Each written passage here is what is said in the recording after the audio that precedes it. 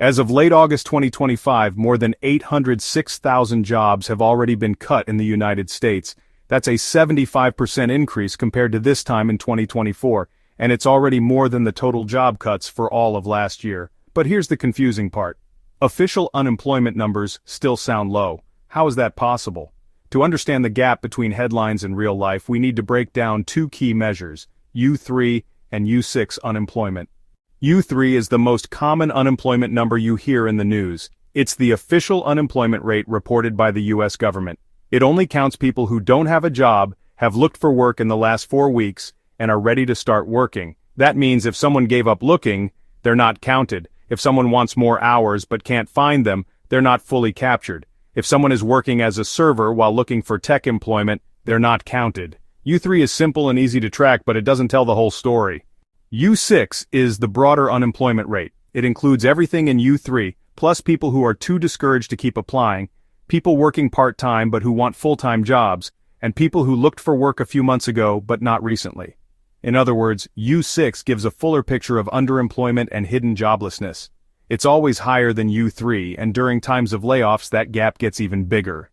This gap matters because the US U3 unemployment rate for July 2025 was 4.2%, and seems to indicate the economy is fine because 4% or 5% unemployment sounds healthy. But the US U6 unemployment rate for July 2025 was 7.9%, showing millions of people stuck in part-time jobs, gig work, or too discouraged to keep applying. It is bad for the economy and the public when the unemployment rate is nearing 8%. It is a strong indicator of a weakening economy and recession. During the Great Recession of 2007-2009, the unemployment rate peaked at over 10% and remained above 8% until 2012. That is why so many Americans say the economy feels worse than what the official numbers suggest. This year, 2025, so far over 806,000 jobs have been cut already, up 75% from 2024.